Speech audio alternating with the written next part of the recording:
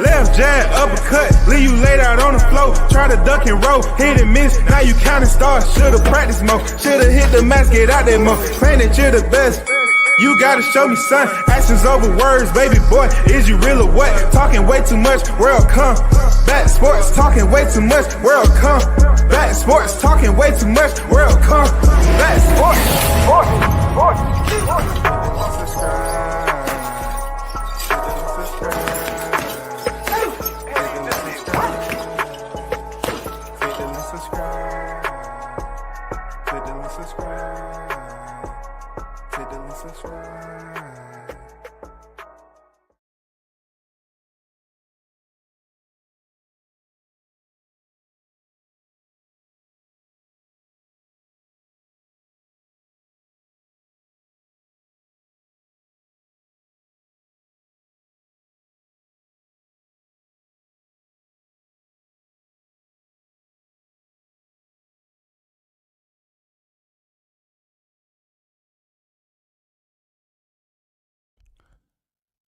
What's good? Let's get down to it. Shout out to the hottest chat in the MF and game. We about to talk about the money, the boxing, and the fame. You know what I'm saying? Because money, when it comes to the sport of boxing, that's what they get into it for. You know what I'm saying? That's what they get into the sport for, the money and the fame. In between that, you got to box. Okay? Period. Today, I'm going to swim a little bit into the money issue. You know, there's been a big topic of discussion, being that Turkey Al-Sheikh Riyadh season has pretty much started leaving its footprints. Have pretty much shown people that he's all about the rotation, action. You know how the old common term used to sound like? Action speaks louder than words. I mean, Turkey Al-Sheikh right now is doing both of them. So you see, you know, the rotation start to pick up speed. But with that said, people are concerned about some of these fight cards not being in attendance on the U.S. grid. So you have to ask yourself, what do you want? Would you rather say, I want the fight to be over here just so it can, so you can have, you know, country bragging rights to say, oh man, this fight was over here, but I didn't go to it. I was in the same place as if it would be over there across the pond. I don't know why y'all complaining. A lot of you cats don't go to fights. A lot of you are sitting at home saying I can save money, especially the YouTube Central. A lot of the YouTube Central, they had a little spurt when they was going and showing up to fight, but things have changed now. And I'm happy that it's changed because from a media perspective, and this not Top Rank, I love what Top Rank and how they treat their media guys. This is not including Top Rank, but everybody else that, you know, I can say, well, I ain't gonna lie, one person, one entity, PBC, you know, just made it very, very difficult for you to do work over there, you know. But the whole thing is that if you have media that's willing to cover a boxer and provide them with the extra lens of exposure, it shouldn't be treated as if you're going through a trial period. Like every fight card, you going in here starting from the novice level to work your way up. It shouldn't be that. You know, some people that come out of their own pockets, setting up their flights, lodging, and food requirements for the week, and all the moving that you have to do, they really want to get on deck and go to work. You know? So we gotten to a point right now where the fights are definitely going to be in Riyadh season. And over there, you have to ask yourself, when it comes to the business of boxing, what may change? Well, a recent concern has sprouted up, just like a weed, out of the crack of a concrete slab. They're pretty much saying that fighters are being taxed. Why are they being taxed over in another country and it's not the same way over here in the U.S.? I don't know if you remember, but when we had the press conference in Beverly Hills from Crawford Spence, not known to be a voice, a mouthpiece about certain aspects of pay, you know what I'm saying? He mentioned, why is there a fee that has to be paid to the sanctioning bodies? Where does that money go? Many people thought that was going to get him blackballed, so to speak. That's why people censor themselves today, because it takes somebody with heart to speak up to something. Knowing the repercussions, it takes somebody with heart. It takes somebody that has a clear understanding that their reservoir of courage won't be by overthinking the repercussions. Some people say, I'll just deal with it. I understand what's going to happen. I understand there may be some backlash, right? But I'm going to speak up anyway. So, Spence asked about the 3%. And really, you got to ask yourself, sanctioning bodies, fighters trying to pick up championship belts because it supposedly, allegedly makes them more money, it makes them more presentable to the public. And also when they venture into those table talks, they can use those belts as leverage. They can use it as leverage, man. But as a champion, you have to pay those 3% sanctioned body. So you say to yourself, do I have the mentality of a tank who said, I'd rather make millions and I'll hold on to one freaking belt? I tell people all the time, that's not something that you really should frown upon. It's not like he's never won a belt.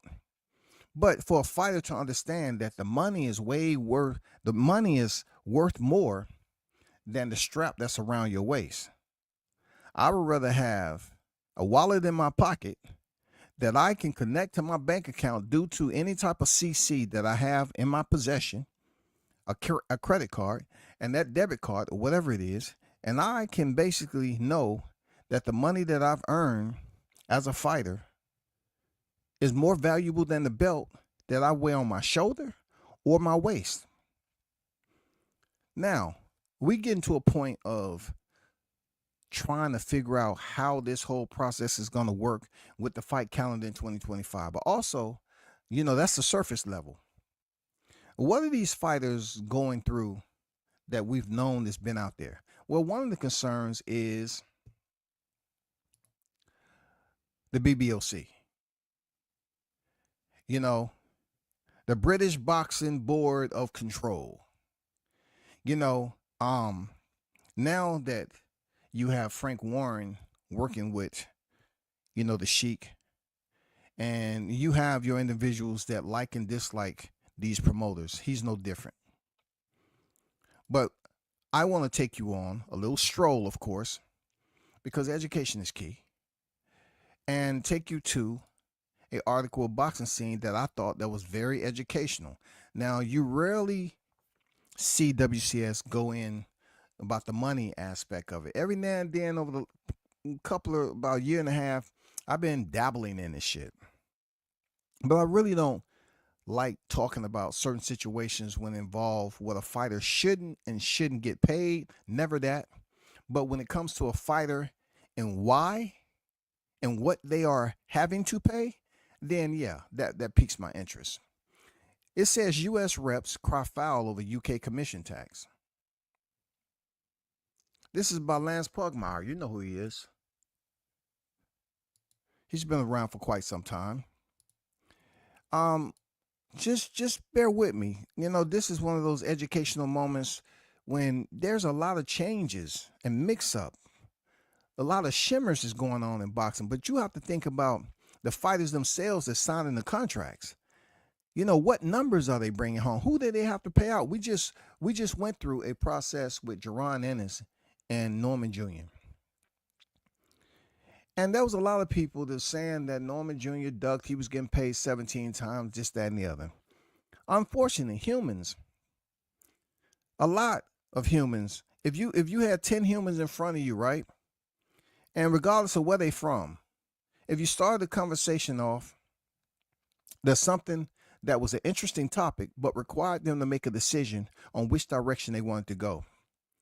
I mean, out of the 10, you probably have 7 at least that will converse with them and try to build up an alliance and say, you know what, I'm going to go with y'all. I'm going to go with you say. I'm going to go with you say. They got the herd mentality. They just want to get together and say, okay, we all sticking together. We talking. We just going to go that way right there.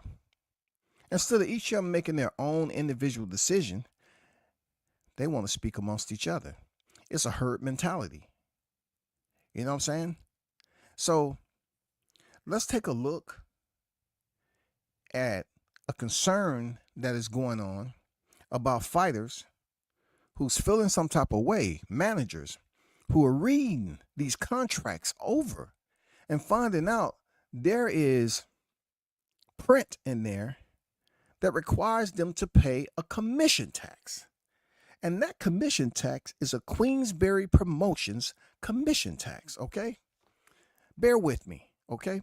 A chorus of fighters, lawyers, and managers from the U.S. have raised questions about the deduction of a UK stipulated 2% portion of fighters' purse money to help pay for the British Boxing Board of Control to regulate the high-profile February 22nd fight card in Saudi Arabia.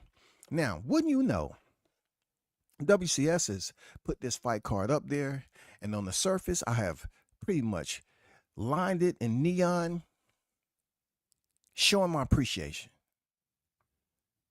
But it's much deeper than that. It comes to the paperwork. It comes to what these fighters are getting paid, which essentially has been known to really get the thumbs up. But within that, the Brian Norman Jr. and the Jerron Ennis, he had fees to pay. Norman Jr. would have had to pay the fee since they were signed the top rank to cross over here. You know, they would have had to pay this percentage of fee. The deductions came heavy. And then they would have had to pay taxes on that money.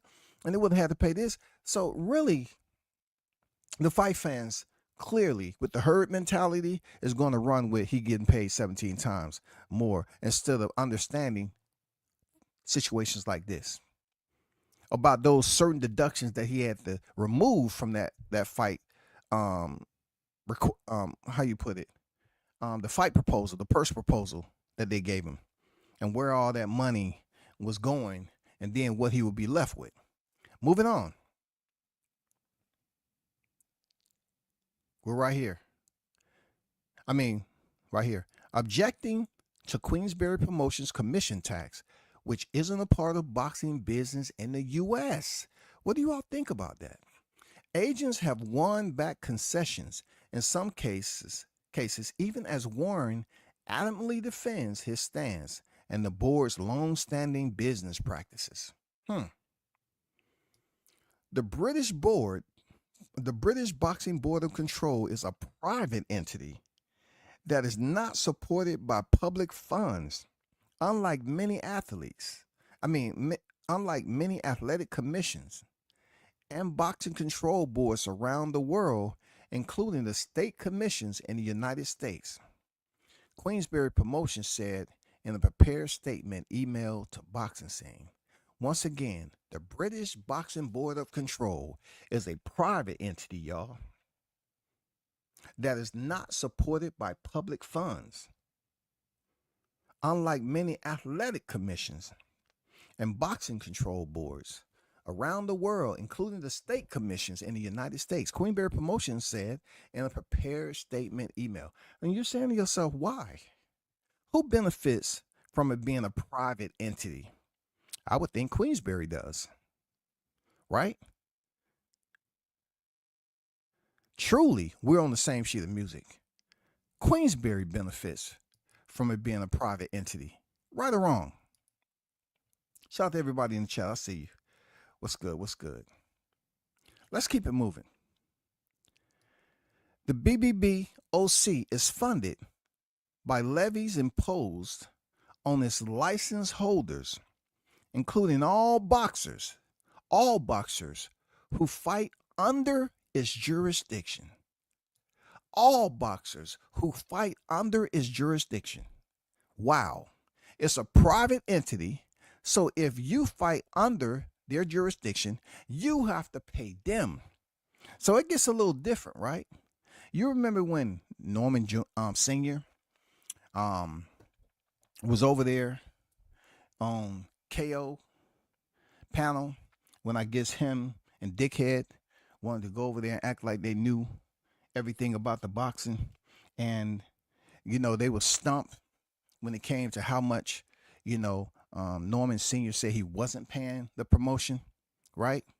So it might have been some confusion there, but this is a perfect example in comparison to what they was trying to say that he had to pay the promotion. You know what I'm saying? Out of Norman Jr.'s check.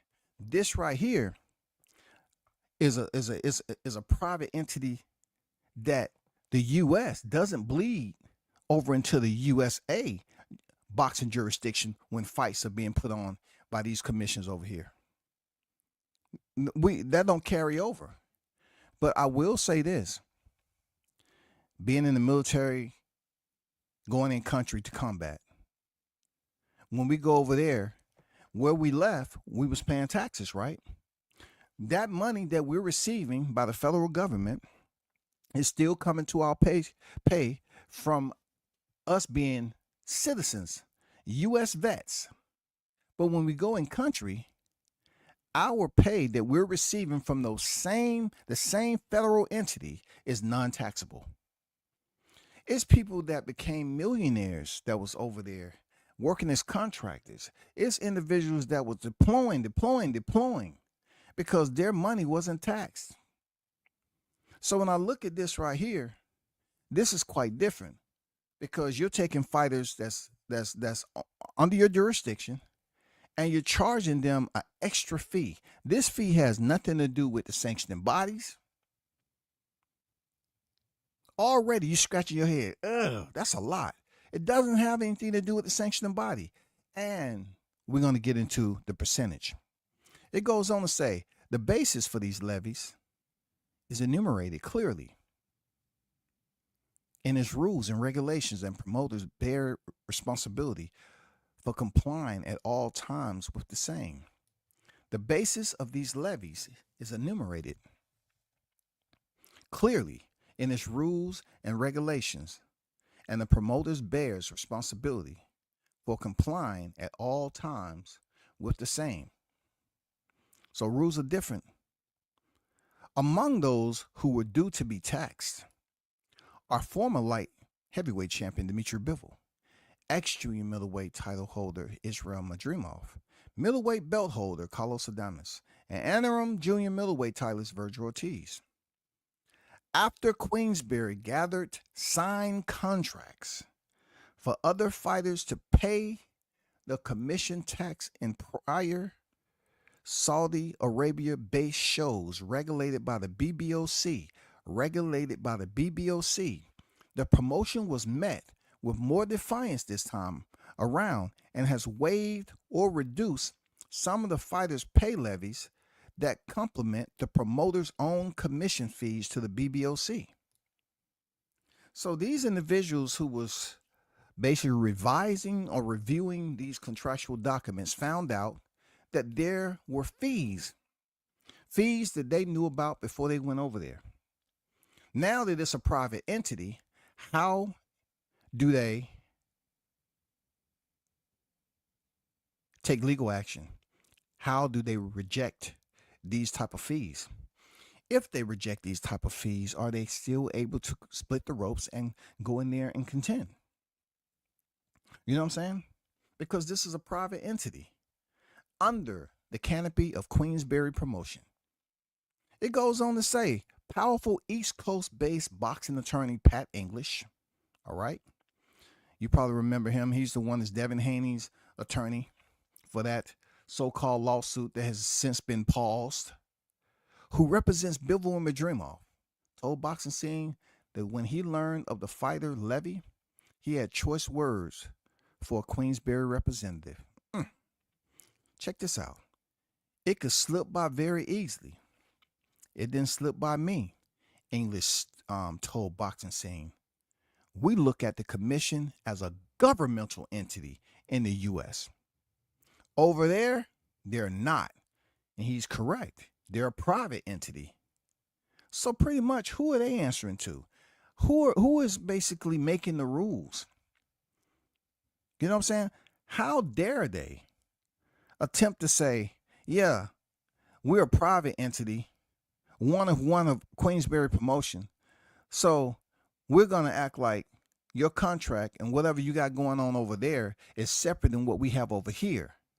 So the 2% I'm about to charge you has nothing to do with, any other promotion or whatever like that, any other this, that, and the other fees you got to pay. This is private.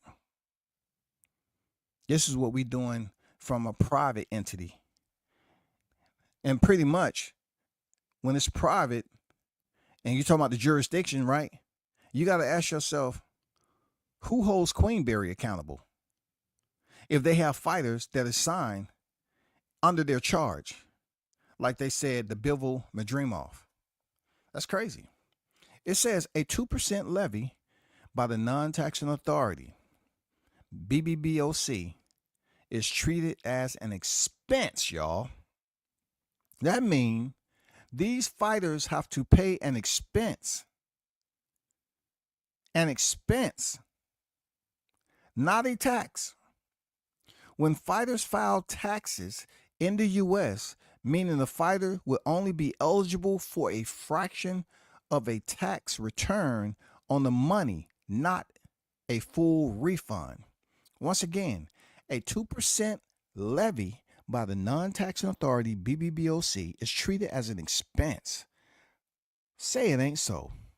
After all these fighters have to pay out, say it ain't so. Say it ain't so that they can't file this on their taxes. It's not a tax. When fighters file taxes in the U.S., meaning the fighter would be eligible for a fraction of the tax return on their money, they can't do shit with this. This is something that you have to pay. Let's get into the Muhammad Ali Act. We talk about this a lot because people seem to be a bit confused as to what Muhammad Ali Act really matters in certain cases that they want it to. And then when they want to give a full-blown pass, they act like, it really doesn't even matter. There's no sense in having the Ali Act. Does it carry over across the pond and all these other places? This is the only one that's really piquing the interest of someone in the worst way, to the point where they have to get attorneys to say, why do we have to pay this 2%? But as I read further on here, you're gonna be quite appalled at the 2% and how it's applied. Veteran American promoter Lou DiBella, who helped write the federal Muhammad Ali Act, aimed to protect fighter interests, said Queensberry Commission tax should be the promoter's event expense, according to the Ali Act mandates. While a powerful American commission head added, the Ali Act exists to protect fighters putting their lives on the line, not members of the commission. Not members of the commission.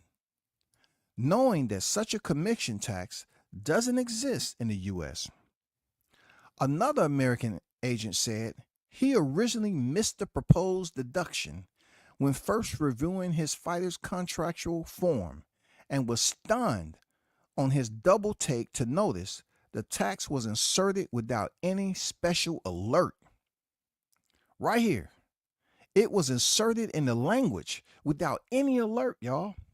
Imagine your whole team considering that you're paying them to do a job and you're not getting the money that you're supposed to think you're getting because the oversight was your negligence to really pay attention to detail if you are the one that's being paid and hired to review these contractual docs. And to know this tax was inserted without any special alert. That can make you shake your head in disgust It goes on to say, I've never seen anything like that. And we would never pay something like that, Ortiz manager Rick Merigian said. Queensberry has basked in Saudi Arabia's newfound interest in boxing, headed by chairman of the General Entertainment Authority, Turki Al-Sheikh. Once again, headed by the chairman of the General Entertainment Authority, Turki Al-Sheikh. Now, this where some of the criticism may be precipitating when it comes to the negativity of Turki Al-Sheikh, because he's aligned himself with certain individuals, like Frank Warren and Queensberry. And some people will smile and say he's doing a great job, you know what I'm saying, in the rotation, getting the carousel moving. And others frown because there's a roster like this with individuals that's brushing elbows with the General Entertainment Authority, Turki Al-Sheikh, but yet the fighters in some way, shape, or form are getting screwed over when it comes to their documentation. It goes on, a review of Queensberry publicly reports accounts reveal the company increased its year-to-year tax profits 166% into 2024 after staging its first Riyadh season card in October 23. That seems like a very thorough increase, right? Al-Sheikh in Saudi Arabia's Riyadh season asked Queensberry to recommend a commission since Saudi Arabia has lacked sufficient regulators, according to Queensberry. So what does Queensberry go do? Sure, this is a way for us to make money off the fighter instead of us, Queensberry, paying the commission. No. Queensberry, Frank Warren say, I'm not going to pay out my pockets. My pockets are my pockets. And the only thing I want them to do is have the deposits. That's all I want for my pockets, the deposits. Okay? And if I do have to make withdrawals and pay for a commission, guess what? It's going to be at the expense of the fighter. Boy, that's a sneaky, sneaky game. Goes on to say, some of the U.S. officials who discussed the issue with boxing scene spoke on the condition of anonymity because they expressed concerns over being retaliated against and restricted from future fights in Saudi Arabia, where Al-Sheikh and his event partner, Salah, are delivering unprecedented purses to fighters lured to the Middle East to fight on mostly Queensberry promoted cards. So somebody was just talking about being blackballed. See, we haven't been able to see it yet because these fighters are getting acclimated to the entire freaking season over there. It's Riyadh season, right? So they're getting acclimated to the season. We don't know what the temperature is going to be like doing these Riyadh season cards. I'm pretty sure it's going to be some hot ones and some cold ones. But right now, when it comes to Turki Al-Sheikh asking Queensberry to establish a commission, and he says, no doubt about it, I'm going to have a commission, and the fighters are going to pay for my commission. That's what they're going to do. I'm going to charge them a 2% expense, y'all, not a tax, an expense for them to operate under my banner. Being that I'm operating in affiliation with Riyadh season, Turki Al-Sheikh. It says it's not in dispute that the fighters are earning better purses than they ever have. Bivol, for instance, is likely earning 3 to 4 times more than he would by fighting Artur Beterbiev at another local without Saudi involvement. Okay? Despite Saudi's great purses, the heads of some of America's most prominent commissions said this arrangement contradicts the essence of how the fight business should be conducted by removing the firewall between the promoter and the commission. Did you hear what he said? The firewall. Those of you IT guys like myself, you know what the firewall is. You set those configurations on the firewall, and it's a lot of traffic that's disallowed to cross the firewall that may be harmful to the actual server itself, which you provide services to when it comes to your users. Okay? You set up restrictions on that firewall. You configure that. You continue to provide updates to the firewall.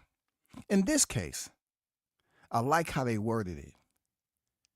Despite Saudi's great purses, the head of some of America's most prominent commissions said this arrangement contradicts the essence of how the fight business should be conducted by removing the firewall between the promoter and the commission. There's so many things wrong with this, said Andy Foster, executive officer of the California State Athletic Commission. The commission is not a business. It's a government agency. We are here to protect the public, not profit off of our licenses.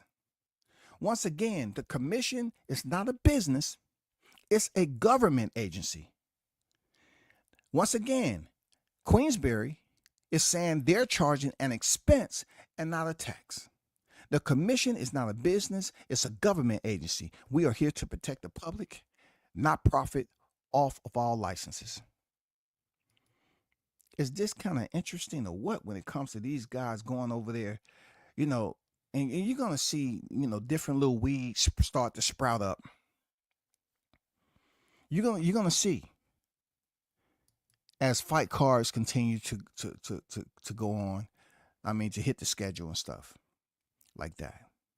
In this interim period before a full-fledged Saudi Arabia commission can be constructed. However, it's a case of different nation, different rules. Counters BBBOC General Secretary Robert Smith, who previously reported to the boxing scene that he's added an extra staff member thanks to the boost to their finances.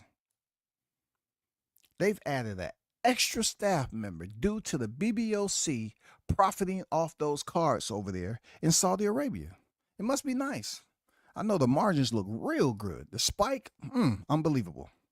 I know they've had those dinners, man, where they just say, hey, don't worry about it. It's on me tonight. Yeah, the company's paying for this. Order what you want. The board is not a government agency, but self-funded. Once again, the board is not a government agency, but self-funded. Everything we make goes back into the business, says Smith. We're very proud of our high standards. The medical infrastructure we have in place always puts the safety of the fighters first.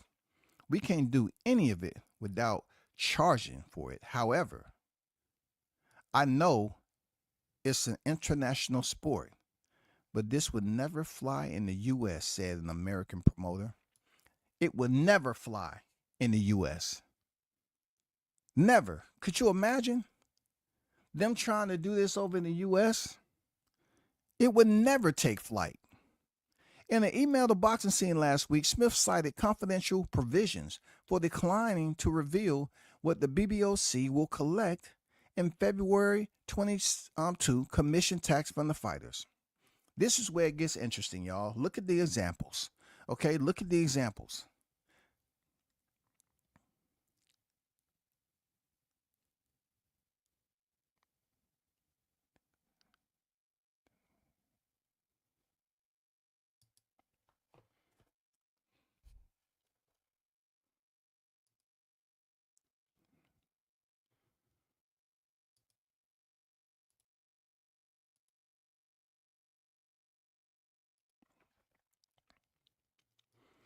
But if the fight card totals $75 million in purse money, that could conceivably generate $1.5 million in the offers of the BBOC under this scenario. $75 million in purse money could generate $1.5 million in offers and coffers of the BBOC. a mind-boggling detail to those who consider the commission tax. So they seek to make a healthy 1.5. 1.5 million is pie in the sky, said Smith. There might be six figures for certain shows, right? But certainly not all of them. We don't get hundreds of thousands from gate and broadcast revenues like American state commissions for major events, nor do we get any money from the government. If we didn't charge a fee for our services would not exist. We negotiate for each major show dependent on the size of the show and requirements needed. It's not a flat percentage off every purse. Let's make that clear. It's a fee for the whole show. If the purses are huge, of course, we're not going to demand 2% from the purse. So you have to ask yourself, if the show is huge, they saying, of course, we're not going to demand 2%.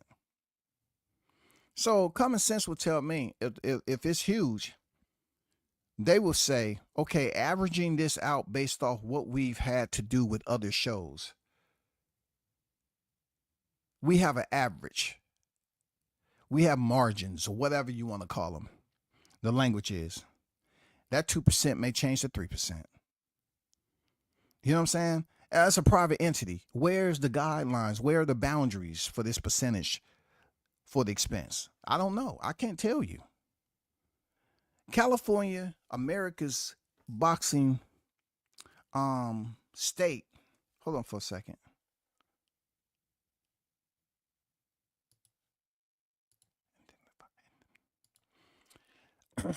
California, America's busy boxing state, can only collect a maximum of 5% of live gate money and 5% of broadcast revenue for a maximum regulatory fee of $235,000 for its biggest shows. Now, you know well as I do that $235,000 is quite low for an example or the projection that Queensberry would make on a big show over there with a private entity and charging for the entire earnings of the show. And like they said, not per fighter's purse. Who knows? Who knows? But it's sure enough seen that way when individuals are reading contracts and finding out that internal to the language, they're saying that it's an expense that they have to pay. So if the expense was something the fighter had to pay, you would put it in a contract. But the fighter didn't have to pay the expense. You would send it to someone else. Like, let's just say 2%, Madrimov and Bivol, they found out that this was levied out of their purse. So when they try to attempt to say, well, we're charging this per fight, per show, then it make it seem like, no, we just charging the overall purses combined together. That's based off what we get. So I don't think it should be in the fighter's freaking contractual paperwork, right? There should be something that's going on with the managers of the promotion or whatever the case may be. They should be sourcing it from Riyadh season, you know, or whatever, however they should select to deduct the expense. But if you put it in the fighter's contract, most definitely they're the ones paying for it. It goes on to say, and while a $210 year-long license fee is often required from the fighter, $60 and 3 cornermen, $50 apiece, to participate in California. One of the February 22nd fighters in Saudi Arabia was on the hook to pay $40,000 for his bout before his representative argued it down to a lesser figure in order to preserve the fight. Can you imagine your fighter losing $40,000 for an expense? Look, just while a $210 year-long license fee is often required from the fighter, $60 $50 a piece. To participate in California, one of the February 22nd fighters in Saudi Arabia was on the hook to pay $40,000 for his bout before his representative argued it down to far lesser figure in order to preserve the fight. That is a lot of money to pay out. Now, the Norman Jr. and Jerron Ennis fallout doesn't look that bad, huh? I'm willing to visit this boxingscene.com article and kind of educate yourselves to a more calmer demeanor instead of just using duck for everything. It goes on to say, of course, the massive benefit of fighting in Saudi Arabia is that it frees boxers from paying onerous income taxes they're hooked to when they fight abroad in other states and nations. Queensberry officials explained, noting that its former heavyweight champion Tyson Fury saw 37% of his purse deducted by income taxes when he fought Deontay Wilder in California in 2018. God dang. Also, a 2% commission tax aimed at least partially at ensuring fighter safety seemed a more reasonable charge than the 3% that the sanctioned bodies collect from the title fighters. BBOC Smith noted that the commissions needs to pay significant expenses and secure insurance for the event. Running a show in Saudi is exceptionally expensive, he told Boxing Scene. Our biggest cost in the medical and indemnities and how you let me see indemnities for the doctors and taking the doctors over. For a doctor to work a boxing show, they have to be indemnified for insurance purposes. Our doctors have to be indemnified to go to Saudi Arabia, and that's an extra cost. And what are you saying? What does indemnified mean? It means compensated for harm or loss. You know what I'm saying? Just to look out for the risk of the doctors to be compensated. Once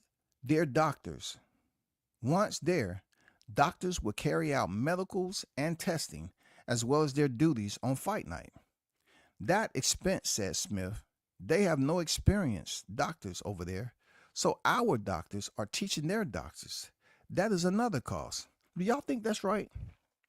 Like, you would think the way they talk on social media about these fighters and money, like you hear so much of, that a fighter just go over there and fight for nothing, or a fighter, should just be happy to just step in the ring and all this other shit.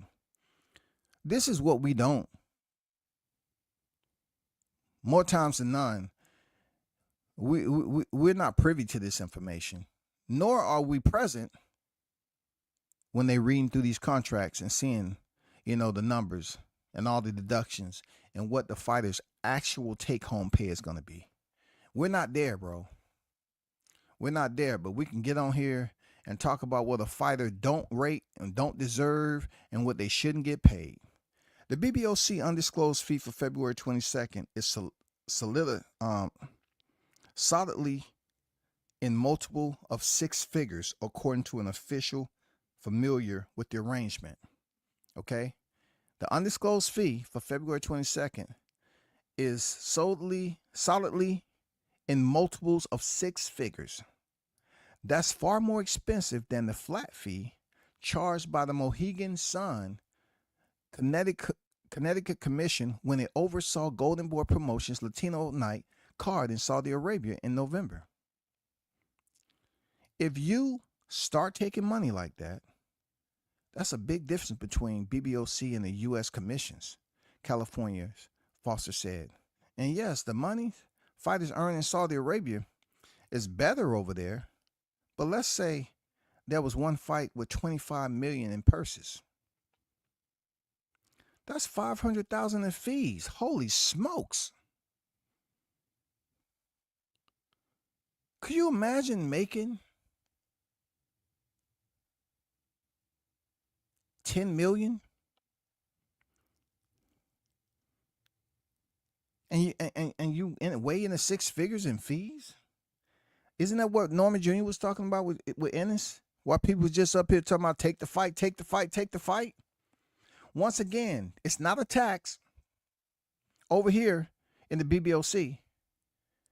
I'm not saying it's the same type of requirement over here in the USA when it comes to the Ennis and Norman Jr. I'm just saying when it comes to what a fighter is over here negotiating and leveraging, you want somebody there that's going to go line for line and tell you if it's yay or nay, if it's good, if it's bad. Just because we hear a number 1.7, that's more than you ever made. But what are those collective expenses that has to be paid, and what are you taking home? Smith firmly denies anything close to 500,000 will be taken from the 25 million. A fee for the entire show is agreed upon with the purses in mind, and it is not a blanket 2% taken from every purse. So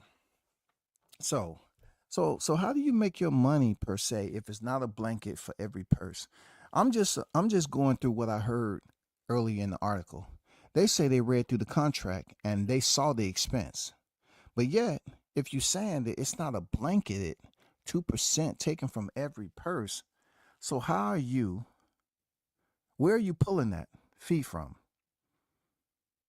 Which fighters? Let's just say every fighter is not on the Queensberry. But if Queensberry is the promoter for that fight card, that canopy coming from his private entity, if they select to have that requirement and they're the promoter, then it would register from the top down, in my opinion. I might be wrong. I'm all about getting educated. It would register from the top all the way down. Seriously, in my opinion. Bivol and his February 22nd opponent, undisputed light heavyweight champion Beterbiev, should easily exceed 20 million in combined purse money. A Beterbiev spokesperson declined to comment on how he dealt with the commission tax. An American promoter countered that rich purses and tax freedom in the Middle East are required to convince some fighters and their handlers to risk their belts and record. True, I agree with that. Let that soak in.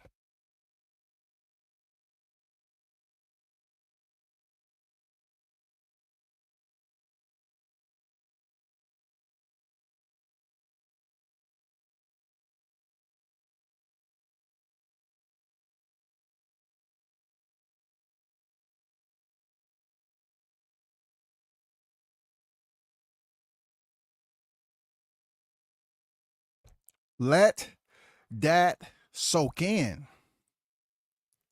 Why would I go to Saudi Arabia if I wasn't getting that tax break, he asked. Others wonder how aware Saudi financiers are of the hard feelings. Are the Saudis concerned with or going to have to pay this overcharge? Does Turkey even know about it? Asked an American Commission head who requested anonymity because of his dealings in the sport. Some purses for the cards that include Queensberry IBF heavyweight title holder Daniel Dubois were negotiated differently. Some with the commission levied included. Some without it to be paid separately. Ugh.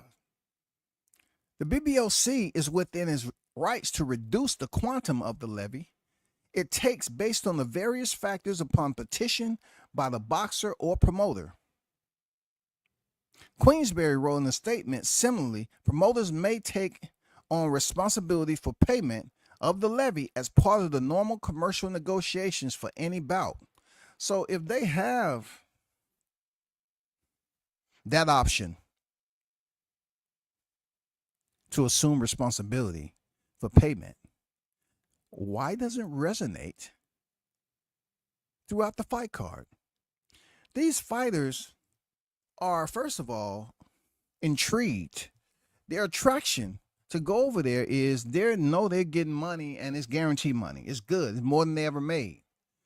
But just because they're making the most money doesn't mean they should just overlook this expense like it's invisible.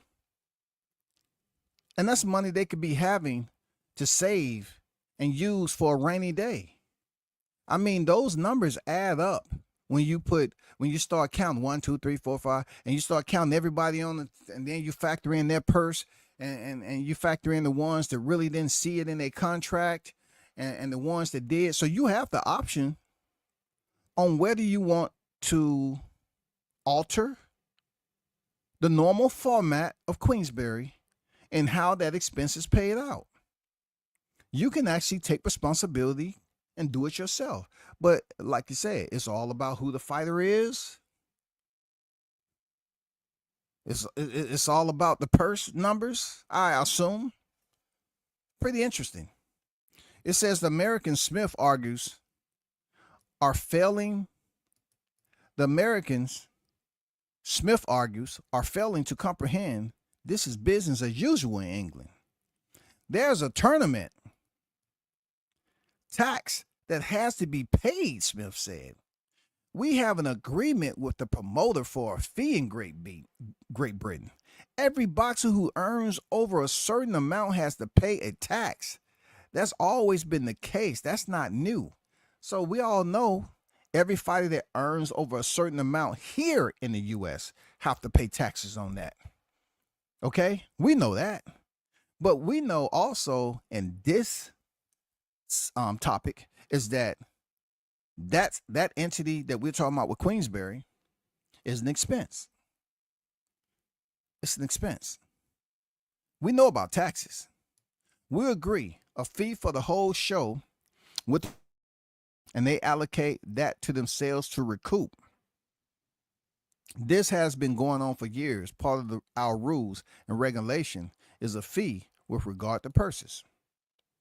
Every show in the country, and bearing in mind this Saudi show is under our jurisdiction, pays what is called a tournament tax, TAX. The BBOC setting the fee collected from the fight card is a negotiation for that expense. It's not a conflict of interest, Smith said. It happens to British boxers and foreign boxers in the same process for all boxers, British, American, or whatever they're from. The disruption follows a November incident in which top-ranked lightweight contender William Cepeda and former junior lightweight title holder Tevin Farmer were not subject to drug testing in their Riyadh season bout, supervised by Mohegan Sun Commission. The Saudis have recently consulted with the U.S. Commission heads and the leaders of the major sanctioning bodies in an effort to create their own gold standard commission. So if you're basically seeking out help from over here in the U.S., I'm very, very intrigued to know how that's going to work, because those individuals over here operate off a different set of rules and how the process works with how they get paid. You know what I'm saying? So you wouldn't want to source somewhat of a commission from the U.S. if they are still binded over here. You know, I'm pretty sure there's certain people that can get approved to be a part of the commission over there. Of course. But depending on who you get and their experience, how are they going to get paid? Who's going to provide funding? Where do they fit in the budget? If you're sourcing them from the U.S. And if you are sourcing them from the U.S., why are you sourcing them? For what exactly? Are you sourcing them for their knowledge based off their experience on how they run their commission over here in the U.S.? Are you going to be willing to not surrender, but revise the format on how you've been conducting business over there in the British footprint? How's that going to work? You know what I'm saying? Where's the money going to be sourced from? I understand Turki Al-Sheikh is providing top dollar freaking fight cards, but internal to those numbers contractually, it's the fighters bleeding out from those little small cuts that they don't know there's open wounds in their contract? Are they gonna be feeling some type of way? You know what I'm saying? Once the weekend and a half after the fight, after the week and a half has passed by, and they're saying, damn, I should have a little bit more strength in that. It just seems like my levels, my white blood cells, it just feels like I'm a little weak. I feel anemic. Well, it's a reason for you feeling anemic. I'm just gonna be. I just want you to recover from that fight before I tell you this. But something that I didn't want to tell you to get you out of your game in the fight is that you had to pay these, those right here, and all these lists of expenses. Okay, so I know you haven't checked your account yet, but your money's gonna hit today, and it's gonna be Go ahead. It's going to be extremely lower than what we initially thought. And of course, I had to deduct my fee out of there. But yeah, it was good for you to get the experience over there in Saudi, but definitely you had to pay some other expenses that I take full responsibility for not catching in the interim. It won't happen again, I promise you. But your pay should be hidden, and it should be around $4,000. And once again, I know you was told that you was gonna get maybe close to 60 grand, but all those expenses, tax, and everything. Oh man, Trump taking office. You know what I'm saying? Kind of being eating up all the eggs. They having an egg shortage. It's just crazy. You know what I'm saying? It got a little different. For real, it just got a little different, y'all. But all I'm saying is, as this fight card start to materialize a bit more, we put the time in. Like, everybody's waiting for January to expire. I get it. You're waiting for January to expire. You're waiting for the punches to begin with the heavy hitters that's on the calendar. I get it. What I do hope with these Riyadh season cards, I hope that this is cleaned up a bit more. I hope there's some way for these individuals to come to a very business, healthy business resolution, because fighters in the sport has been screwed over for too long. And if this is the gateway that has now opened up and the light is so bright that fighters are being mesmerized to go over there to Riyadh season, I just hope that with the numbers that they're getting paid, there aren't hitting fees, as we call it over here in the US of A, that fighters are being subjected to over there just because they just happy to get the numbers, the check or whatever. But when they get they gross amount, I mean their net, when they finally get their net, they're disappointed. And what you heard in the article, you heard them say, well, you have to be very cautious about speaking up because you don't want them to blackball you from getting a fight over there in Saudi. I know that I've heard some people speak on there being turbulent weather ahead, and it ain't all what it seemed to be. I get it. But that's in anything you do. That's been boxing for a while. With the promoters here in the US, I mean, it's been like that for a while, bro. You know how bad boxing was struggling during the pandemic? And that shit had polio. I mean, boxing was crippled damn near in 2020 during the pandemic. And to me, this breakdown and dissolution is a reason from the pandemic, in my opinion. They never quite recovered. They never quite recovered from 2020, bro. They've quickly, slowly but surely dissolved. Now, there's been a life preserve thrown out there where all these promoters who were struggling over here, they've been thrown a life preserve, but yet that preserve extends all the way out there to the sandbox of Saudi. And when you on Saudi, you have to do as the Saudis does. You have to follow their rules. You know, I mean, I want somebody to give an interview You know, I hope one of the fighters on the Riyadh card or somebody, I'm waiting on them to give an interview and kind of break down the numbers a little bit on if they was fighting that particular opponent over here, what they possibly could have made, vice them fighting them in Saudi, what they actually made. I want to hear about the numbers, seriously. And I will go on record as saying I'm not extremely educated to get all in the business numbers of all this when it comes to the change up. You know what I'm saying? The reconstruction. Everything is being reformatted in boxing due to the Riyadh season. I'm not totally inclined to say that I'm on top of it. I do have some type of clarity, but I just hear all too often how people just say boxers shouldn't get paid this, shouldn't get paid that.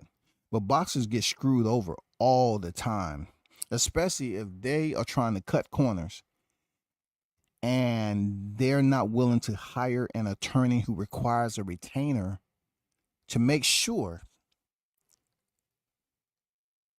you get what you pay for. You know what I mean? That's all I'm saying. You get what you pay for. Salute to everybody in the chat. Let me switch over to the welterweight tourney. The welterweight tourney. I want to know what is the end game in this welterweight tournament and why would Turki Al-Sheikh plan his first tournament starting at 147 pounds. Now, at one point in time in 22 and 23, as far as the conversation going in boxing, this was one of the most talked about divisions because there was 2 pound-for-pound fighters campaigning in that division. One being Errol Spence Jr., who was holding the cards to collect the WBC and the WBA to complete his side of the responsibilities. But there was one sole remaining fighter in order for Errol Spence to complete his declaration on the manifesto, and that was Terrence Bud Crawford. And that fight finally happened. Okay. Since that, and the rematch fell apart, Crawford left to go to a higher division. We got that. We understand that. But since we are over a year removed from that division being one of the hottest, not to mention at one point in time when the Four Kings supposedly was down to 135, that was a hot division.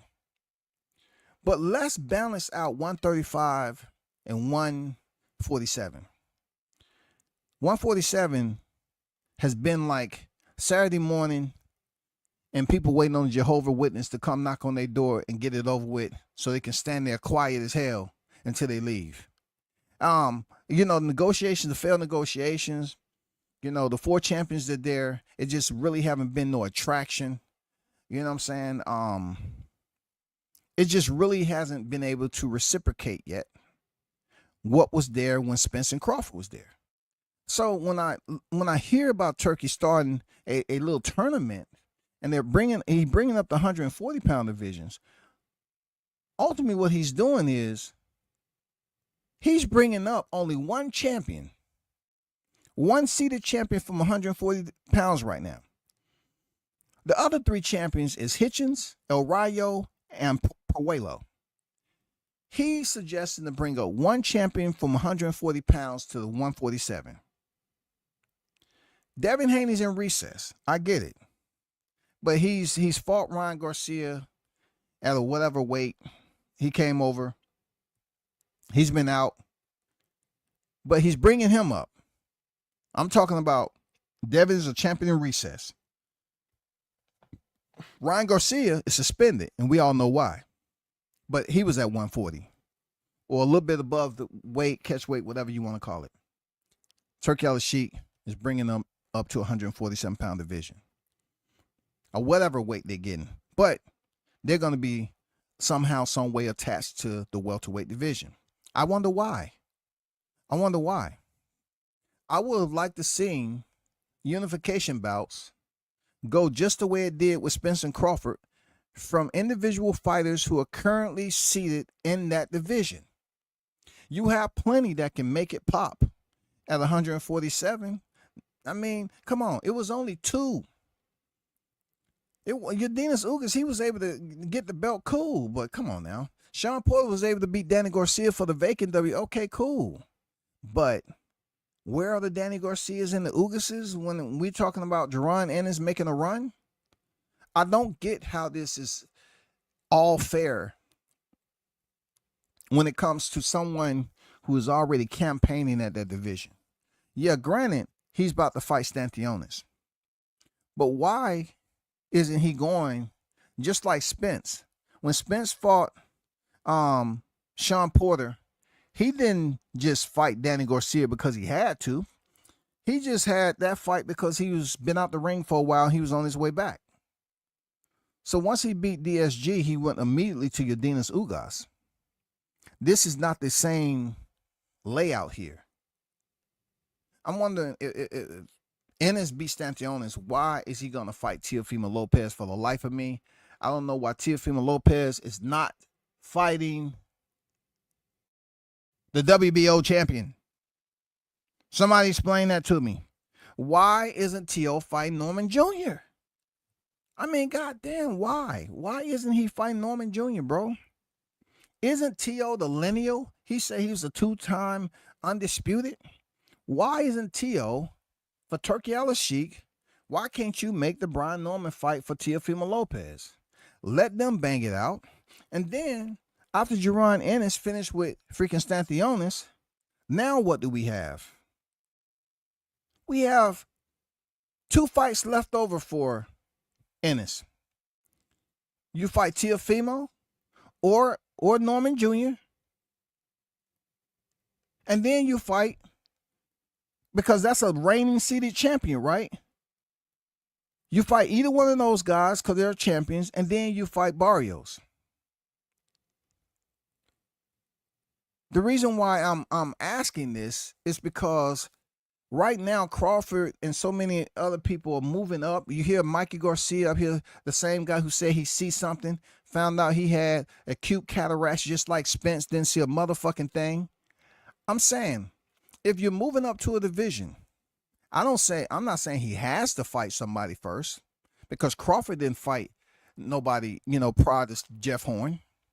He didn't. I'm being fair. But I'm just curious, in this dynamic, Crawford didn't have a belt. He was fighting the champion, right?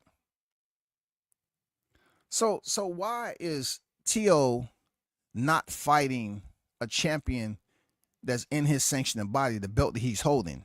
He's a WBO champion. So why is he not aligned for Brian Norman Jr.? In my opinion, that'd be a hell of a fight. I mean, Teo does better when you have fighters right there in your face. And we all know Brian Norman loved infighting, close quarters combat.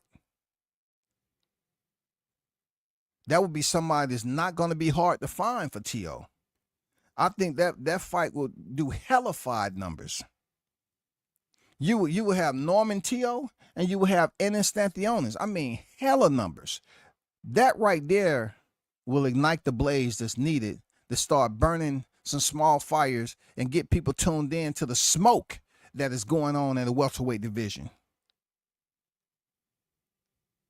Then it really started to materialize real good because you got the WBC. Now, we really don't know who Barrios is going to face next. For some reason, Conor Ben was saying, okay, they was up here saying Conor Ben was in talks. But I for the life of me, I don't know if it's not that arrangement with Teo fighting Norman Jr. Why is he going to move up and fight Boots when, I mean, his declaration was unification?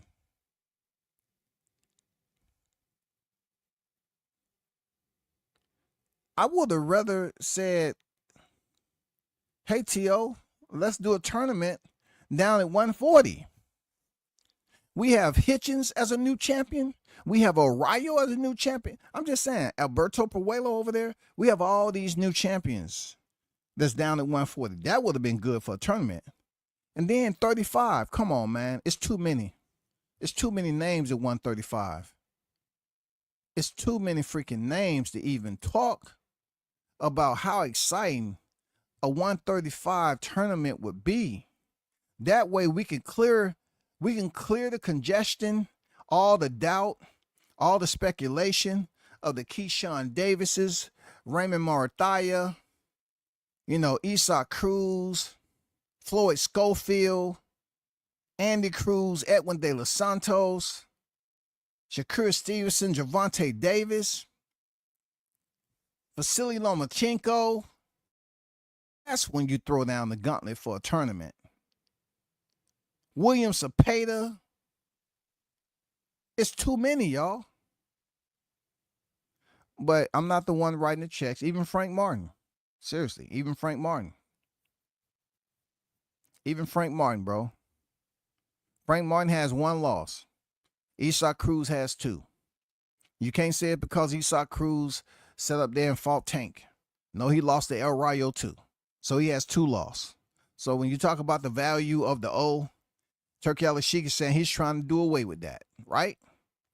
You got Maxie Hughes. I mean, the 135-pound division right now is one of those craters, man, those divisional craters that has plenty of space for a meteorite to just crash into the boxing landscape.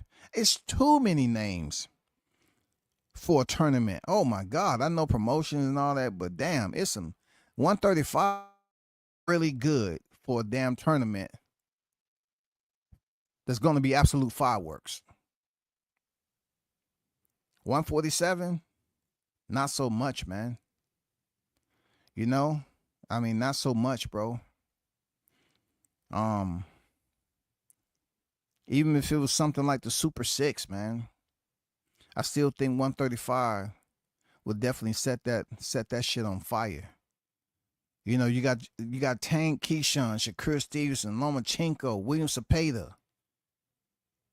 I mean, come on, bro. Schofield in the mix. It's just too much going on. Now, of course, we was looking at 154.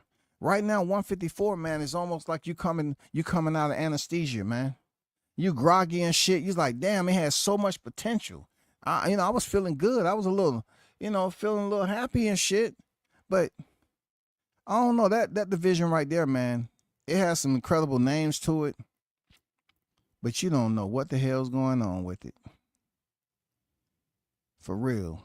You don't know what the hell going on. Spence in and out. Like he goddamn coming in and out of happy hour. He don't know if he want to go over there and get another lemon drop or not. Sebastian Fundora, he's just walking around in a circle, man. You know what I'm saying? He up there looking at his sister Gabriella freaking Ring Magazine Award. Talking about, sis, I'll be there. I can't say I'm going to be there next year. I don't know when I'm going to be there, but congratulations, sis. They mad at Crawford because he's getting a fight with Canelo. I'm saying Crawford ain't showing interest right now to 154. I don't blame him. Murtazaev is no joke. Very tough fighter for the style that he fought with Tim Tszyu, so don't get it twisted. I'm still waiting for him to fight somebody that can box. Tim Tszyu said he was going to close that man down in 30 seconds or something. He went in there with the bonsai effect and got destroyed, murked. So I'm still waiting on Murtazaev to really show up for another competition rather than the momentum he got off Tim Tszyu. That's all. And of course, Jermell Charlo. I really don't have nothing to say about Jermell Charlo. You know what I'm saying?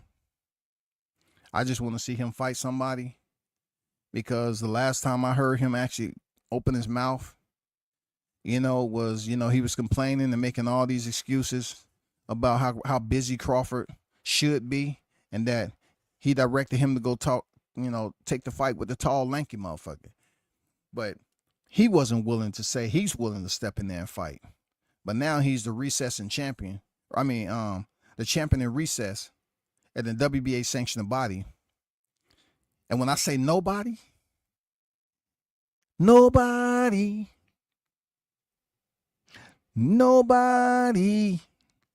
when I tell you, I say nobody's calling for this fight between Crawford and Jermell Charlo. Nobody's calling for Jermell Charlo, the man that was saying he has unfinished business with my guy Errol Spence. He's a stud. You need to fight him because he's a stud. You need to take less money, learn how to shut up, be the challenger. Yeah, all that. And just not too long ago, that was a conversation that Jermell could have, but that has since been dissolved. That shit has evaporated, gone. And he's the champion of recess in the same division. And you don't hear Jermell Charlo. Hey, Charlo. Yo, Charlo, when you gonna just, call his name out, even though your value didn't go up by stepping in there with Canelo. I know you was lying over there at Harden, and you think you can get on here and tell the people, hey, my value just as high because I already went in there and fought Canelo before he did. No, your value decreased. You took a hit on your boxing FICO, goddammit. It's bad. It's gonna be a minute before the fans be cheering you on. I know a lot of you don't like, when you went in there and fought a rematch with Tony Harrison because you was crying in the post-fight conference. But I'm sticking to the tournament now. I just had to give Jermell Charlo his AT&T. I had to reach out and remind him how much he hated on my boy Crawford. Okay? I'm gonna let that be.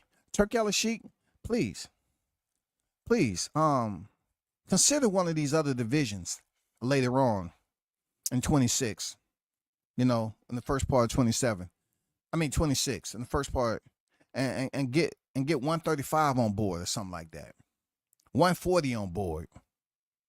Something. If we get the fight, we don't have to say 154. Because when Crawford beat Canelo, his status quo is just going to supersede that of 154. You know what I'm saying? His halo is going to be too bright. He should just go ahead and say, hey, I've done all I need to do. I'm heading off into the sunset. See you when I see you. And let the other ones fight for whatever they got going on.